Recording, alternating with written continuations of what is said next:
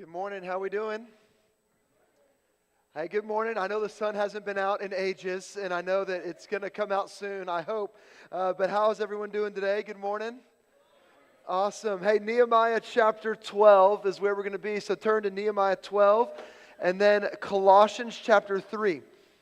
Nehemiah 12, we're going to start there, and then we're going to jump over to Colossians chapter 3. Now, I have personally a love-hate relationship with the game of golf. I love it because I have this idea in my mind how my golf game is going to go. And it involves probably like Phil Mickelson would play, where he would be off the tee, straight down the middle, 300-yard drive, and then about an 8-iron, 140 yards to the green. And then typically in my mind, the way the golf game goes is I'm on the green with a birdie attempt or a 2-putt for par. That's just how it goes every time. But in reality, my golf game is nothing like that. The last time I played golf, it was a 200-yard drive that took a harsh right turn into the woods. And then a hack job to get out of the rough into the fairway again. And then an 8-iron to go over the water on number 1 at Pebble Creek. And it ends up in the water. I drop right before. My pitching wedge goes up. And then I 3-putt for a triple bogey. That's how my golf game goes.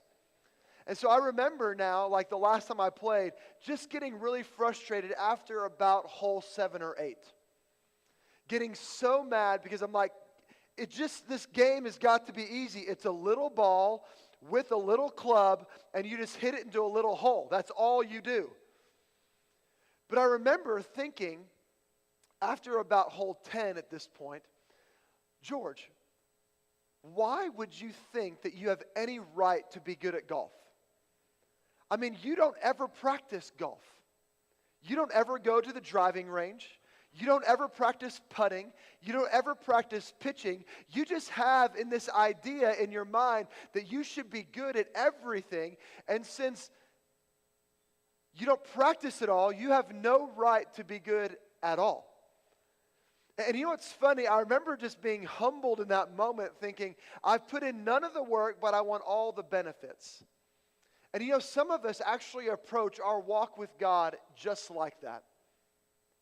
You see, we want to be people that are full of compassion, that are kind, that are humble, that have meekness, that have patience. We want to be people that truly love to forgive. We want to be people who put on love. But for some reason, we continually find ourselves struggling with that. And what I would tell you is that in Nehemiah today, we're going to see the foundation of what compassion, humility, kindness, meekness is rooted in. And we're going to find what growth in the Christian life is rooted in, what the foundation of that is. So Nehemiah chapter 12, starting in verse 27. Just to catch us up, we are through the wall. People have moved back into Jerusalem. And they're now going to dedicate the wall. And listen to what happens. Nehemiah 12:27. And at the dedication of the wall of Jerusalem, they sought the Levites in all their places to bring them to Jerusalem to celebrate the dedication with gladness, with thanksgiving. Underline that word thanksgiving. And with singing, with cymbals, harps, and lyres. And the sons of the singers gathered together from the districts surrounding Jerusalem, and from the villages of the Nephilites, and from Beth Gilgal, and from the region of Geba and Asmaveth, and for the singers who had built themselves villages around Jerusalem. And the priests and Levites began to purify themselves, and they purified the people in the gates on the wall. Then Nehemiah brought the leaders of Judah up onto the wall and appointed 2 great choirs that gave thanks. Underline, gave thanks. One went to the south of the wall to the dung gate, and after them went Hoshea and half of the leaders of Judah, and Azariah, Ezra, Meshullam, Judah, Benjamin, Shemaiah, and Jeremiah, and certain of the priests, sons with trumpets. Skip down to 27. Or 37. And at the fountain gate they went up straight before them by the stairs of the city of David. And at the ascent of the wall above the house of David to the water gate on the east. Verse 38. The other choir of those who gave thanks, underword gave thanks, went to the north. And I followed them with half of the people on the wall, above the tower of ovens to the broad wall, and above the gate of Ephraim, and by the gate of Yeshana, and by the fish gate, and the tower of Hananel, and the tower of the 100 to the sheep gate, and they came to a halt at the gate of the guard. So both choirs of those who gave thanks, underline gave thanks, stood in the house of God, and I and half of the officials with me, and the priests, Eliakim, and all the names, verse 43. And they offered great sacrifices that day and rejoiced, underline rejoiced, for God had made them rejoice, underline that, with great joy. The women and the children also rejoiced, underline rejoiced. And look at this last statement. And the joy of Jerusalem was heard from far away. So the wall is finished, and Nehemiah has gathered together everyone. And there are all these people that have descended, all of Judah, and they get on the wall to start. And then he breaks the people up into two great choirs. One heads south to the dung gate, the other goes the other way north, and they work their way around Jerusalem, all end up at the house of God. But I love what the choir was designed to do. It says the choir that gave thanks. They were walking around the wall, and they were looking at what God had done. They had seen the work of his hand, and they began to sing his praises, to rejoice and joy, and then they just gave thanks over and over and over again to God.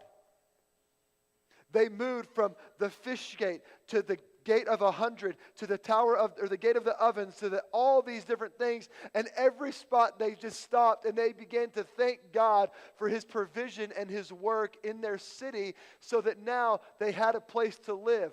And so they began to work their way around the wall, and then they ended up at the house of God. And if we could have a drone footage of this moment. These people are working around Jerusalem. They end up and they assemble together in the house of God. And there is great rejoicing. And then these two massive of humanity people come together and echo even louder than they can do individually the thankfulness that they have to God. And then what happens is they rejoice. There's great joy. And women and children also rejoice. And then like this last statement is like my life goal. Like hashtag life goals sort of deal. It says this. And the joy of Jerusalem was heard far away. The joy of Jerusalem was heard from far away. Like, wouldn't you want to be known like that?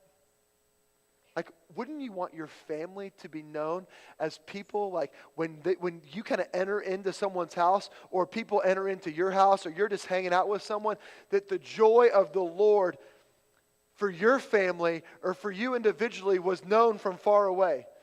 Like, wouldn't you love to be described as, hey, that guy or that girl, I don't know what it is, but man, they just have joy of the Lord. Like when they come together, I just want to smile, and I'm excited because they are fun to be around, because the living God himself is inside of their heart and has changed their soul, and now they turn their mourning into dancing. And I know they've gotten a lot of crazy things going on in their life, but there's just something unique about them, and they just have joy. And so how does that sort of thing happen in us? I mean, really, like, how does that type of joy really happen? How does word of the Lord go out from us in a way that's known to the world around us with that kind of joy? How does that sort of thing happen? Turn to Colossians chapter 3. Turn to Colossians chapter 3.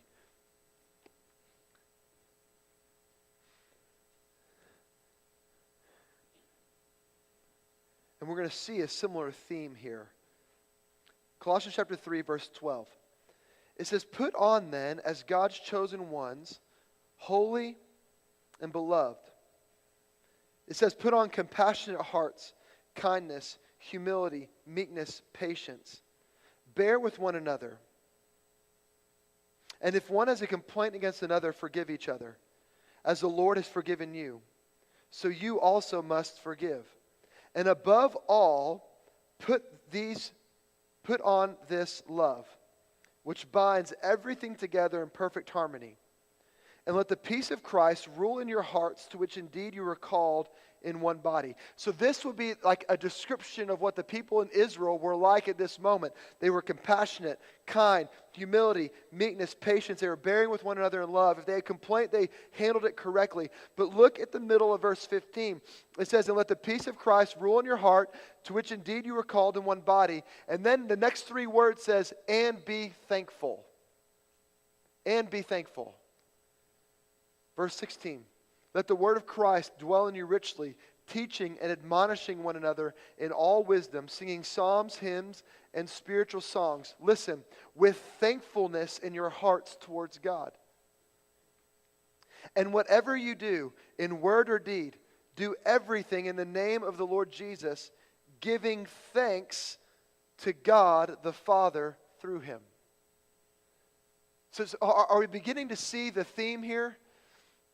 It says, hey, if we want to be people that have meekness and patience, and we want to have the joy of the Lord, and we want to rejoice, we have to do the thing that is said often. You know, when I was in college, I think I've said this before, when a professor would say things multiple times, it's trying to drill it into your heart and into your soul so that you'll get it, right?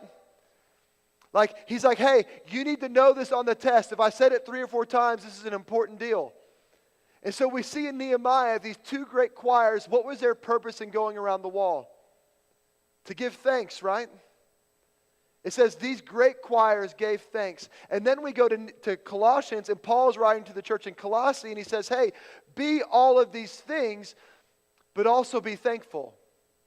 Do all of this and be thankful. Rejoice with constant thankfulness in your life. And so this idea of thankfulness is rooted into our hearts and is rooted into the very scripture of God. But here's the question. If thankfulness is the foundation that leads to growth, how do we begin to cultivate our heart to be more thankful? Because that's the question, right? Like, if thankfulness is at the very base of what God calls us to,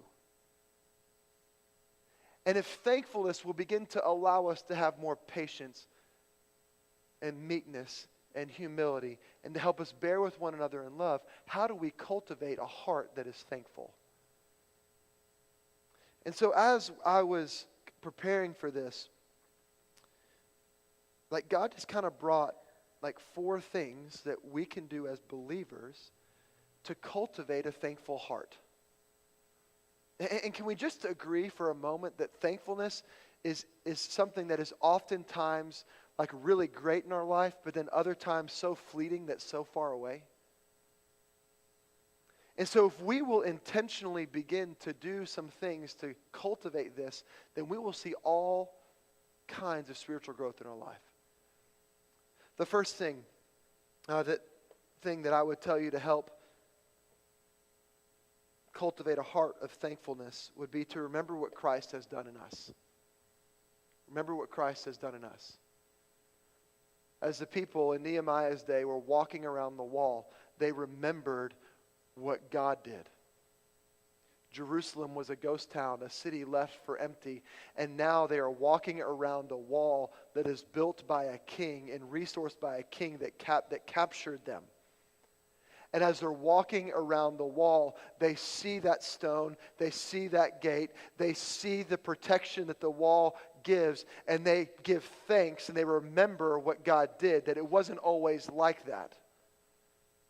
And so if we want to be people that first have this idea of thankfulness, we have to be moved by the gospel. We have to remember the gospel often in our life. You see, you and I, before we came to know the Lord, like, we were people that were separated from God.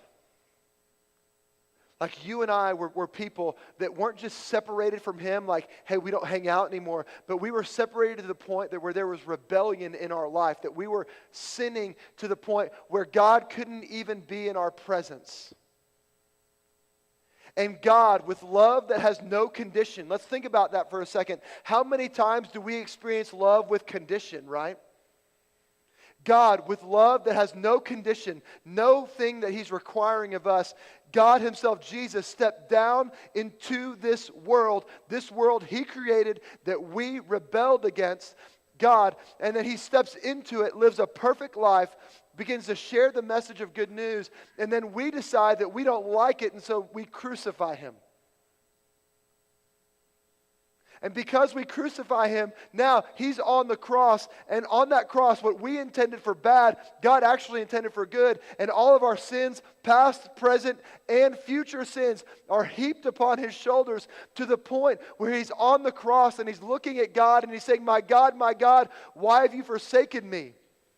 That relationship he had with God the Father is now broken because of all of our issues. All of our junk, all the stuff that you did yesterday and all the stuff you're doing today and then you're doing tomorrow is on God's shoulders. And he dies for that so that now we can have a relationship with God. And I'll tell you, when we're in church so often, our heart begins to become callous to that sort of language. Doesn't it? Hey, like we've heard the gospel so much that now it just doesn't move in us like it did before. It doesn't move in us that God can now have a relationship with us. It doesn't move in us that now that we can have hope and peace and we'll spend an eternity with him now. We've become so calloused to the gospel that oftentimes it leads to an unthankful heart. So the first thing that we have to be if we want to cultivate a heart of thankfulness is we have to remember what God did in our life. We do. We have to remember that. And I want to say this correctly because I don't want to glorify certain testimonies, because I think the testimony that like mine, where I grew up in a Christian home, was saved by the age of 9, baptized, had great role models as parents, and grew in the Lord. Not that I didn't have any issues or not that I didn't struggle, but sometimes we don't glorify that testimony. But oftentimes the people that understand and remember where they were are the ones that completely rebelled against God, that did a bunch of stuff that they are ashamed of. And I don't think either one of those testimonies are better than the other, but the ones that typically understand and remember the grace of God are the ones that knew they've royally screwed up. And I'll tell you,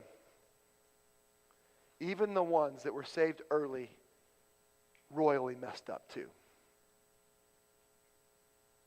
I mean, I could take a quick survey here, and I could say, hey, let's just take the 10 Commandments. And we say, hey, let's just keep our hands up. Did anyone lie this week? If you did, put your hand down.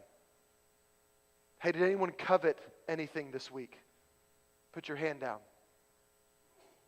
And we would get to about Commandment 3. And there wouldn't be a hand up in the room anymore, if we were honest.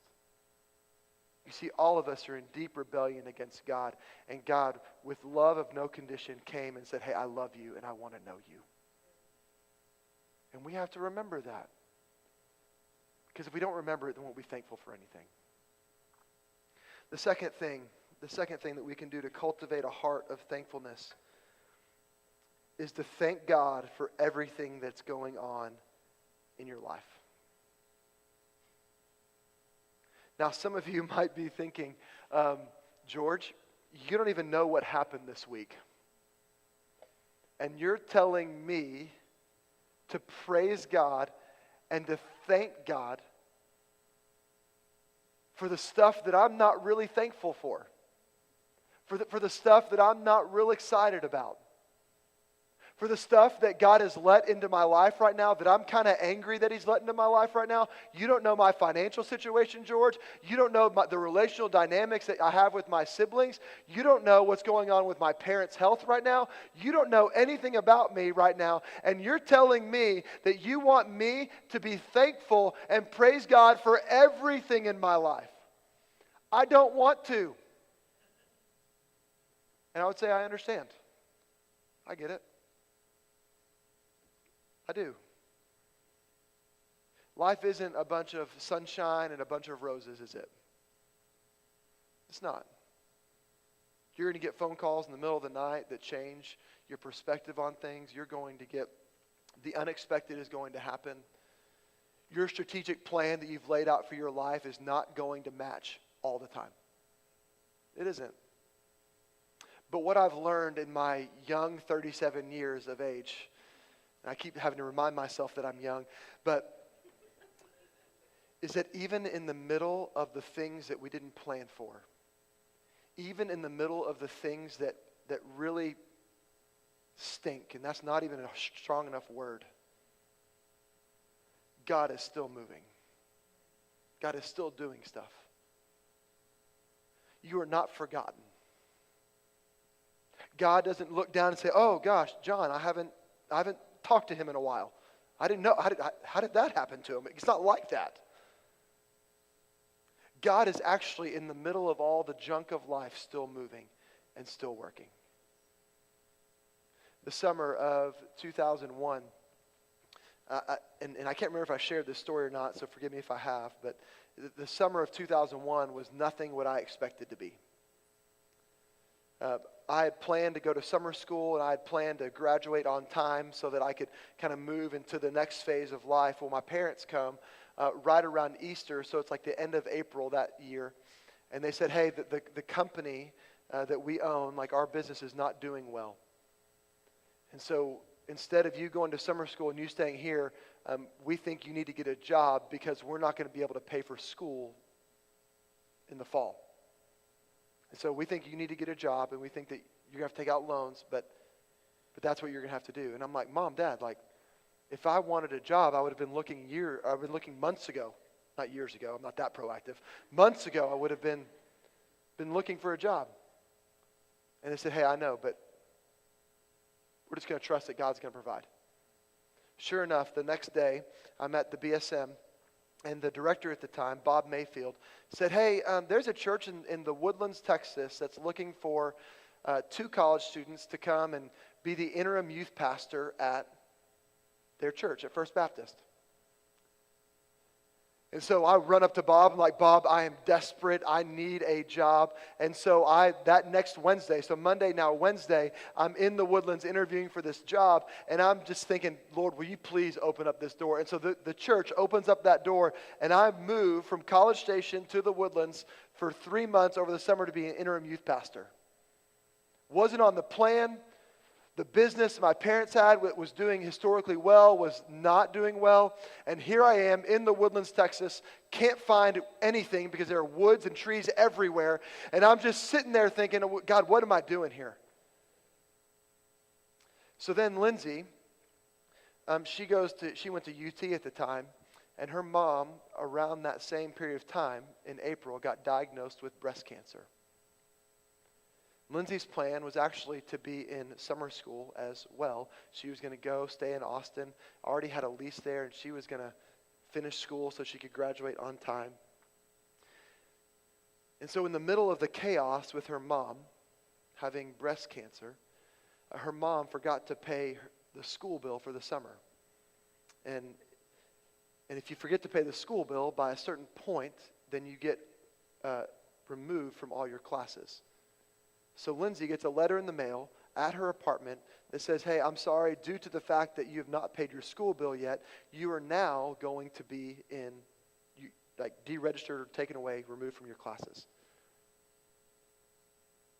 So now Lindsay moves from Austin to the Woodlands because of breast cancer. Then, because I needed some adult interaction at the time, on Wednesday nights, I would go to this college Bible study. And so we have this A&M guy and this UT girl. I walk up, and I'm like, she's cool. And she's cute. It's a bonus. And it may have been in opposite orders there. Hey, she's cute, and she's cool. But here's what's fascinating to me. In the middle of my parents' business failing, in the middle of cancer, God worked in such a way that 2 people who had no business being in the Woodlands, who it wasn't their plan to be in the Woodlands, caused them to meet. And it's the best thing that's ever happened to Lindsay, us meeting. Just kidding. It's the best thing that's happened to me for sure. But in the middle of the mess of life, God's still doing something. In the middle of it, He is. So think about the thing that's going on in your life right now. The thing that you're like, that came to mind when you said, when I told you to give thanks for everything, and you're like, how do I do that in the middle of this? I think the way that we give thanks to God in the middle of the junk is we begin to realize that God is fashioning something in us that we don't even see right now. That God is creating this masterpiece of the world, and we're a piece in that world, and God begins to shape us and direct us where to go. You see, there are things that are going on in your life right now that you're struggling with that God has put there for a reason, because He knows that in a year you're going to need to rely back on that skill set you got. God's put you at that job right now to be faithful to it and to work hard at it, because He's gaining things in you. He's putting things inside of you right now that He will use in the future for His glory and for His gain and for your good. And so even in the middle of things not going how you want them to, God still is on His throne, and He's still ruling, and we can have confidence that He's still doing something. And so we give thanks for that. We remember that. The third thing that we can do to cultivate a heart of thankfulness is not allow ourselves to complain. Not allow ourselves to complain. There's so much science behind when someone complains how their outlook on the rest of their day looks. Just that one little complaint. And so what we started doing at our house, oftentimes dinner was the time where everyone got to complain about their day. And so at my kids' school right now, they don't like their PE coach. Sorry if there's anyone here that's a PE coach. You could go to their school and they probably love you. But they don't like their PE coach right now. And so every day around the table would be a complaining time about their PE coach. Oh, we had to run laps today. Oh, we had to play knockout. Oh, and like, hey, look, get over it, man. Like, there's going to be much bigger problems in your life when here in the future. But I remember, like, as we began to do that, it would begin to take over our entire evening and set the tone for our whole family time. And so about 18 months ago, someone said what they did around the table is they do good things around their table. Every day, they do good things. And it's been fascinating watching what has happened in our family. They'll be like, hey, what's your good thing? You know what Claire's, my little one, you know what hers mostly is? Mom picked me up from school. Like, that's her good thing every day. Mom picked me up from school. Or I didn't have to go to school today. That's her good thing. But my 11-year-old, like the one who's just in the middle of all the emotions, in the middle of all the hormones, just like it changed her entire perspective. Hey, Brooke, tell me something good. Hey, today in art, I got to paint a picture. Cool. Like, hey, so it's like, what was your picture about? She would explain it all to me. And then she would come up to me later and she'd go like, Dad, I really had a bad day in this regard. And I said, okay, I'm sorry. She goes, oh, it's okay. It changed our entire evening. It changed their entire outlook if we, instead of focus on the negative things, focus on the positive things. And so when we allow ourselves to complain, really what we're saying is, God, I know better than you. I know better, and so if you would just put this in my life, then everything will be fine. But when we choose to see the way God has blessed us, it roots a thankfulness inside of our heart. And it moves deep. Now, this is not a perfect thing. There's sometimes that my kids will say, hey, tell me something good. And Hudson's like, I don't have anything good today, Dad. I go, nothing good. I said, well, are you eating food? He goes, yeah. I said, do you like it? I said, yeah. He goes, well, that's a good thing. Even the simple things. So you have to teach that and instill that into our heart. The fourth thing, which I think is probably the hardest if we want to cultivate a thankful heart, is don't compare yourself with other people. is don't compare yourself with other people. And I think we live in a day and an age, and I'm not anti-internet. I actually love the internet, think it's amazing, and I think God can use it really well. But how many of us sit and thumb through social media, get on Instagram or Facebook or Twitter or whatever your social media is of choice, and begin to compare yourself to them? How many of you compare your body type to other people? How many of you compare the size of your house to other people? How many of you compare your kids and the best version of their kids to other people? How many of you sit there and look and just simply think, you know what, God? Why can't I have her hair? Oh my gosh, her hair is awesome. Her color is so good. Or, hey, why can't my son or daughter have their athletic ability? You know what? They just got a new car. I want a new car. You know what? They're going on that trip. I want to go on a trip.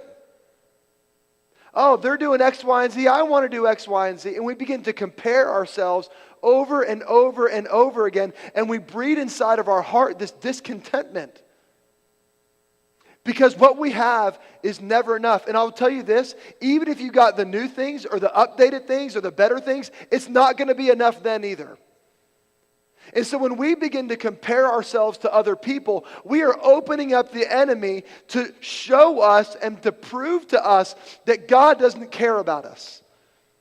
And when we choose to every night get on our phone and look through and thumb through social media, we're inviting in the sin of comparison, and we're choosing to say, you know what, God, I know that they're great and that you have gifts for them, but I want the gifts that they have.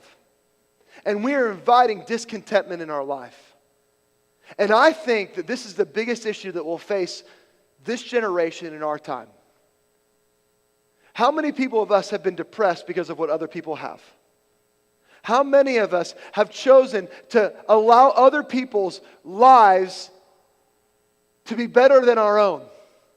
And how many of us are so frustrated with our life because we want the other person's life? I think this is the issue in this generation, and I think that it's so significant that we have to begin to put inside of our heart and regulations inside of our life on social media. Because we're opening up the enemy, our heart to the enemy. And we're breeding discontentment when we compare ourselves to other people. So when I was in college, I had a 1989 Ford Bronco 2. I know, nice, yeah, sweet. It was a manual 5-speed transmission, and it was a dump of a car. It was a dump of a car. My car was actually so bad that I strategically parked it because there were moments when I would turn the key and it would make this awful, awful, awful sound and not start. And I would strategically park it, one, because I didn't want people to know where I lived. Because I didn't want them to know, oh, that car, it's that house. But secondly, I parked it downhill. I always faced it downhill. And for some of us, I mean, like the manual transmission thing is not a big deal right now, but my car wouldn't start when I would turn the key. And so what I would have to do as a 19, 20, 20-year-old, 21-year-old is open the car door, push the car, get it rolling, jump in, push the clutch down, and pop the clutch for the car to start. That's how I started my car 4 or 5 times a week. Was by that. And you might be thinking, well, George, just get a new starter. I did get a new starter. Finally, I got smart enough to get one with a lifetime warranty. And so what I would do is, for some reason, I don't know, the flywheel connecting to the flux capacitor or something would cause really big issues. But the starter would engage the flywheel and something was wrong there. And so I would just go through starters every month. Like the people at Napa Auto Parts over there on Texas, they were like, hey, you've got to stop coming in here. We are losing money. But I was like, lifetime warranty. So because of this car, I would find myself having to go on dates. Like the first date with Lindsay, I washed this car up. Man, it looked good. And it didn't start. And here I am in the Woodlands, Texas, not known for its financial distress. And I pull up to her house in a car that doesn't start, or that doesn't start when you turn the key. It doesn't start traditionally. And I remember I got in an accident with that car. And I kind of celebrated it a little bit because my car was dead. But you know what stuck with me to this day? Is, every time I turn the key to my car and it starts, I'm thankful. Every time. And you might think I'm kidding. No, every time. Because I was that guy with the car that would push his car for a year to get it started. Now I have to push a button and then my car starts. And every time I push that button, I'm thinking, you know what? It could be worse. I could be pushing that car. My car could have flames on it or something. I'm just kidding. Anyway, long story. Sorry.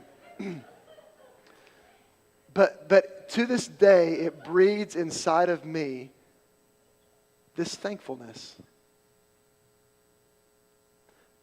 What would your life look like? What would your walk with the Lord look like if you had more thankfulness in it? I guarantee you it would have more patience, humility, meekness. It'd have a deeper compassion for people. And so my prayer for us is that we would be like the people in Nehemiah's day. They're walking around the wall and they're giving thanks to God for everything. For everything. Pray with me. God,